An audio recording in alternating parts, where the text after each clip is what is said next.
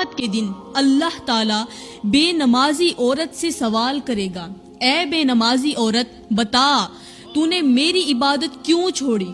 نماز کیوں نہیں پڑھتی تھی؟ وہ عورت کانپتے ہوئے جواب دے گی، یا اللہ میں مجبور تھی۔ اللہ فرمائے گا تیری کون سی مجبوری تھی؟ وہ عورت کہے گی کہ یا اللہ میرے بچے چھوٹے چھوٹے تھے، ان کی دیکھ بھال کرنی پڑتی تھی، گھر کے کام کاج ختم ہی نہیں ہوتے تھے، کچن سنبھالنا پڑتا تھا اور ہر وقت شوہر کی خدمت میں مصروف رہتی تھی، بس ان کاموں کی وجہ سے وقت ہی نہیں ملتا تھا کہ میں تیرے حضور جھک سکوں۔ عورت کا یہ بہانہ سن کر اللہ تعالیٰ غضبناک ہو کر فرمائے گا، فرشتوں جاؤ مسلمانوں کے خلیفہ حضرت عمر کی بیوی کو لے کر آؤ،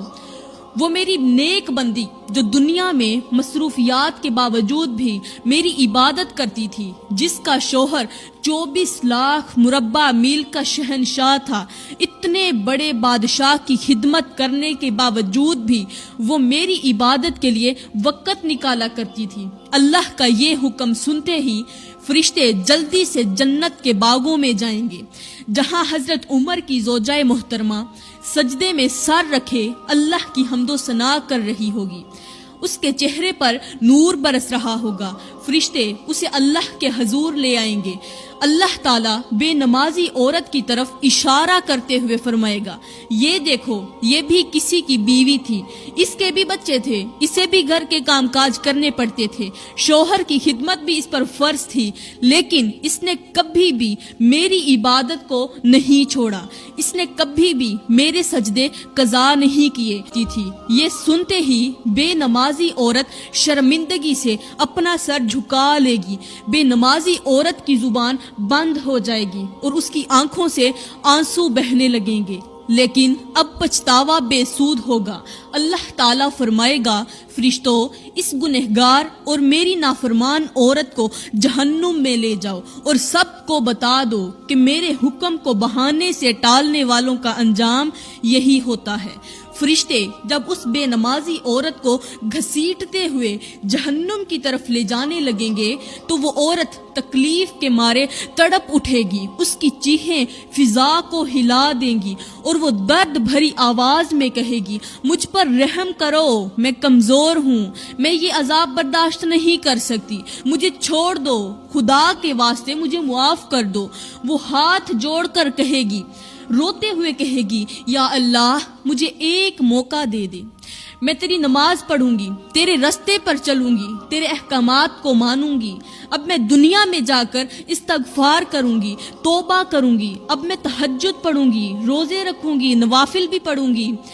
میں تیری عبادت کرتی رہوں گی، دن ہے تو تیری عبادت میں گزرے گا، رات تو تیری عبادت میں گزرے گی، میں ہر وقت تیری حمد و ثنا بیان کروں گی، تیرے نبی کی ذات پر درود پاک پڑھوں گی، میں تجھ سے بخشش کی دعا طلب کروں گی، میں اپنے بچوں کو چھوڑ دوں گی، دنیا کو چھوڑ دوں گی، دنیا کی پرواہ بھی نہیں کروں گی، شوہر کی خدمت بھی کروں گی، لیکن تیری عبادت سب سے مقدم ہوگی، وقت پر باجماعت نماز بھی ادا کروں گی، بس سارا وقت تیری نماز میں صرف کر دوں گی۔ اچانک ایک گونجدار آواز سنائی دے گی،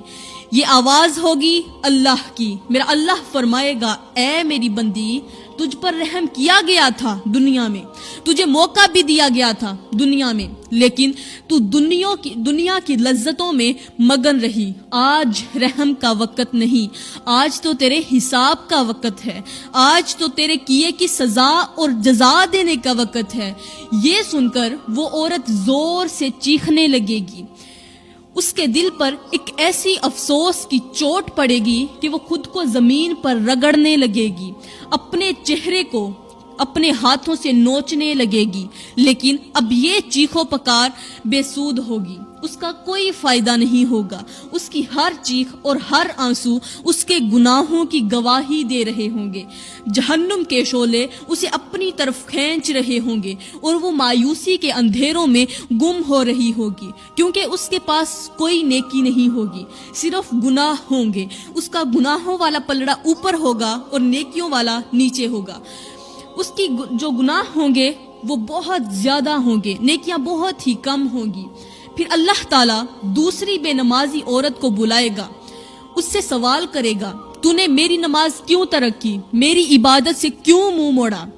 وہ عورت کپ کپاتے ہوئے, آنکھوں سے آنسو بہاتے ہوئے عرض کرے گی, یا اللہ, میرا شوہر بہت ہی سخت مزاج تھا, اس کے جاہو جلال اور دباؤ کے آگے میری ہمت جواب دے جاتی تھی. بس اپنے شوہر کے غصے اور حکم عدولی کے ڈر سے میں تیری نماز بھول گئی تھی. عورت کا یہ بہانہ سن کر اللہ تعالیٰ فرمائے گا, فرشتوں جاؤ فرعون کی بیوی آسیہ کو لے کر آؤ, جس نے دنیا کے سب سے بڑے ظالم شوہر کے ہوتے ہوئے بھی میری عبادت نہیں چھوڑی. اللہ کا یہ حکم سنتے ہی فرشتے جنت کے اعلیٰ مقام کی طرف دوڑیں گے.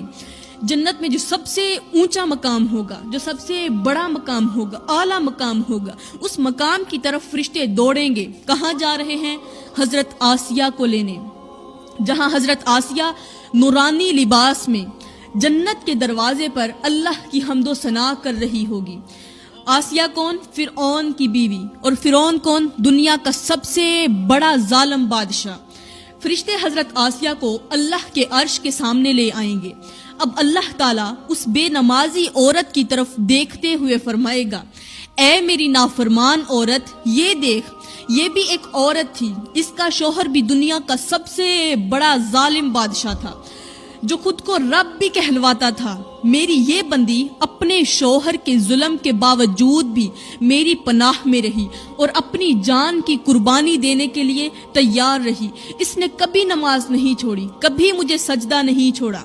حضرت آسیہ کو دیکھتے ہی وہ بے نمازی عورت جو ہوگی, اس کا چہرہ شرمندگی سے جھک جائے گا, لیکن کوئی معافی کی گنجائش باقی نہ ہوگی. اللہ تعالیٰ فرمائے گا, فرشتوں جاؤ اس بے نمازی عورت کو ان لوگوں کے ساتھ کھڑا کر دو جو دنیا کی عارضی آزمائشوں کو میری عبادت سے زیادہ اہم سمجھتے تھے.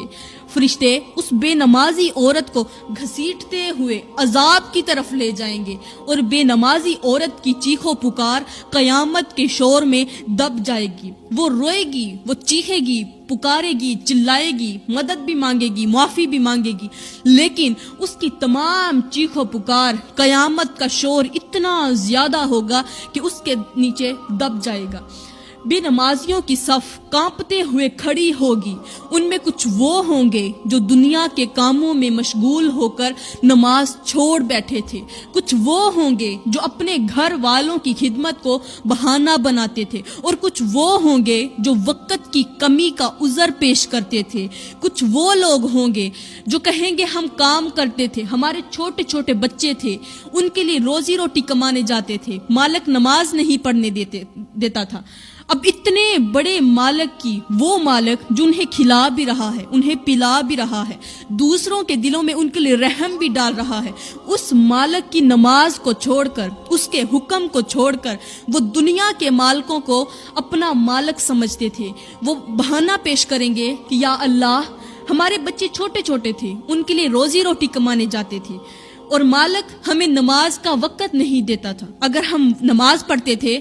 تو اتنے وقت کی ہماری جو تنخواہ تھی اس میں کمی کر دیتے تھے, کٹوتی کر دیتے تھے, اس لیے ہم نماز نہ پڑھ سکے. وہ بے نمازیوں کی صف ہوگی اور وہ اس طرح کے عذر پیش کر رہے ہوں گے, ہائے میری بہنوں, دن میں 5 ٹائم نماز پڑھنے کی اپنی عادت بنا لو, بس یہ سوچ کر کے کہ ہو سکتا ہے یہ نماز تمہاری زندگی کی آخری نماز ہو سکتا ہے یہ اذان تمہارے کانوں میں آخری مرتبہ گونجی ہو, شاید یہ وہ لمحہ ہو جب تمہارا رب تمہیں آخری بار مسجد میں آنے کا موقع دے رہا ہو, تمہیں مصلی پر بیٹھ کر نماز پڑھنے کا, دعائیں مانگنے کا آخری بار موقع دے رہا ہو. سوچو اگر یہ آخری موقع ہو اور تم نے اسے گنوا دیا تو کیا جواب دو گی؟ یہ وقت واپس نہیں آتا, اور شاید قبر کے اندھیرے میں یہی نماز تمہاری نجات بن جائے. اللہ کے حضور جھکنے کے لیے کوئی لمحہ بھی ضائع نہ کرو, کہیں ایسا نہ ہو کہ زندگی تم سے پہلے ہی ختم ہو جائے.